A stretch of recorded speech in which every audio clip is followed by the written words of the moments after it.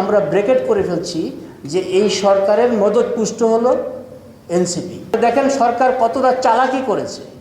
সরকারের বিভিন্ন সময়ে বিভিন্ন দ্রষ্টুটি তুলে ধরার জন্য সুশীল সমাজের যে মানুষগুলা কথা বলে তাদের সবাইকে বিভিন্ন সংস্কার কমিটিতে ঢুকাই দিচ্ছে যাতে তারা কথা বলতে না পারে। মহল্লায় যারা টোকাই ছিল, যেই মানুষগুলা মায়ে তাড়ানো বাপে খাদানো ছিল, তারা এখন মহল্লায় মহল্লায় সংস্কারপন্থী হয়ে গেছে, জাতীয় নাগরিক কমিটির নেতা হয়ে গেছে, তারা এখন সমন্বয়ক হয়ে গেছে। আমরা একটা জেনারেশন আমরা নেতা তৈরি হয়েছে। আজকে আমাদের এই বিপ্লবে নাহিদ তৈরি হয়েছে, সাজিদ তৈরি হয়েছে, হাসনাত তৈরি হয়েছে, মাহফুজ তৈরি হয়েছে, আসিফ তৈরি হয়েছে, আমাদের আতিক তৈরি হয়েছে। হ্যাঁ, কিন্তু কতজন তৈরি হয়েছে, কতজন নষ্ট হয়েছে। রাস্তায় মহল্লায় যারা টোকাই ছিল, যেই মানুষগুলা মায়ে তাড়ানো বাপে খাদানো ছিল, তারা এখন মহল্লায় মহল্লায় সংস্কারপন্থী হয়ে গেছে, জাতীয় নাগরিক কমিটির নেতা হয়ে গেছে, তারা এখন সমন্বয়ক হয়ে গেছে। মহল্লায় মহল্লায় এখন আতঙ্ক তৈরি হয়ে যাচ্ছে। এই যে সংকট, এই সংকটটাও কিন্তু একটা বড় সংকট। এই সংকট উত্তরণের জন্য আমাদের নির্বাচনের কোনো বিকল্প নাই, গণতান্ত্রিক উত্তরণের কোনো বিকল্প নাই। কিন্তু গণতান্ত্রিক উত্তরণটা আমরা করতে পারছি না কেন?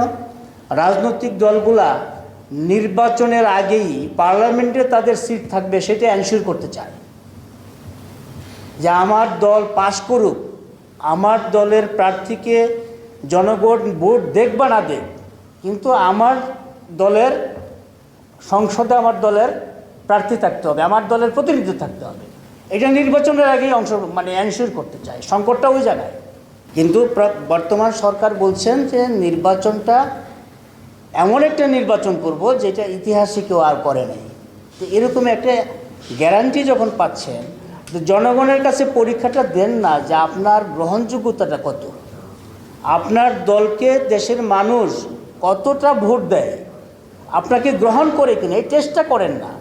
আপনি তো জনগণের নির্বাচিত মতামতকে গুরুত্ব দেবেন, সেইটা এখন গুরুত্ব দিচ্ছেন না। এখন বলছেন যে বিপ্লব যেহেতু হয়েছে, সুতরাং আমি দেশ চাই না, দেশটা ভালো হোক। আমাদের স্বপ্ন কী ছিল? সুন্দর একটা দেশ হবে। আমাদের স্বপ্ন কী ছিল? গণতান্ত্রিক অধিকার থাকবে, ভোটাধিকার থাকবে, আমরা সবাই মন খুলে কথা বলবো। কিন্তু এখন কি দাঁড়াচ্ছে? দেশ গোল্লায় যাক, আমাকে ক্ষমতায় যেতে হবে। যারা বিপ্লব করেছে, বসুন্ধরা টিস্যু অশুদ্ধতার বিরুদ্ধে এক বিন্দুও ছাড় নয়। যখন রাজু ভাস্কর্যের সামনে বিপ্লব হয়, যখন শহীদ মিনারে ঘোষণা হয়, এক দফার ঘোষণা হয়, তখন কি নাহিদ, আসিফ এবং আতিকরা তখন কি তারা ভেবেছিল যে একটি গণতান্ত্রিক দেশে অগণতান্ত্রিক ব্যবস্থায় সবাই নির্বাচনের আগেই সংসদে আসন নিশ্চিত করতে চায়, এমন কিছু হবে? তখন কি তারা ভেবেছিল যে তারা একটা রাজনৈতিক দল গঠন করবে? তখন কি তারা ভেবেছিল তারা চোখ রাঙায় মানুষের সাথে কথা বলবে? তখন কি তারা ভেবেছিল যে একটা সিনিয়র নেতাদের সাথে আঙ্গুল তুলে কথা বলবে? সেটা তো রাজনৈতিক শিষ্টাচারের মধ্যে পড়ে না। সুতরাং আমাদের বিপ্লবের পরে রাজনৈতিক শিষ্টাচারও কিন্তু নষ্ট হয়ে গেছে। এখন আমরা কেন বলছি এই সরকার, আমরা এনসিপির রাজনৈতিক উত্তরণ আমরা চাই, তারা নতুন ব্লাড আসছে, তারা নতুন দেশ গঠন করবে, কিন্তু আমরা ব্রেকেট করে ফেলছি যে এই সরকারের মদতপুষ্ট হলো এনসিপি। কেন করছি এটা?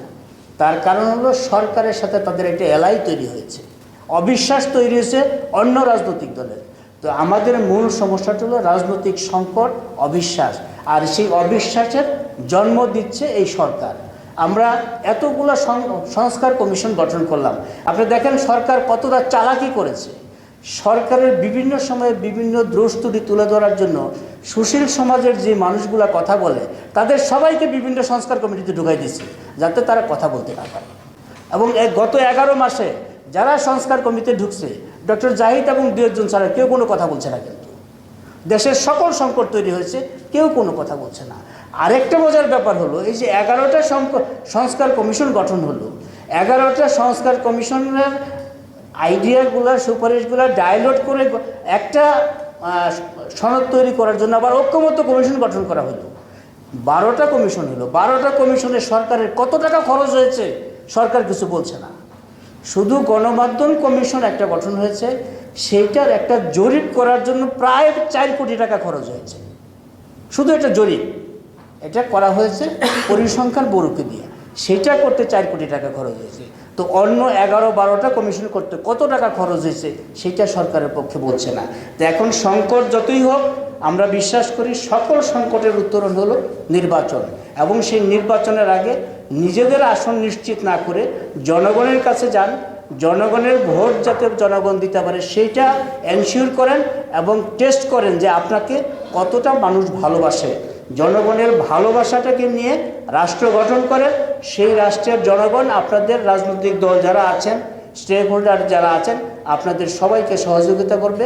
জনগণ ভালো মানুষকে চায়, খারাপ মানুষকে চায় না। যারা চোখ রাঙিয়ে কথা বলবেন, জনগণ তাদেরকেও চোখ রাঙিয়ে দেবে।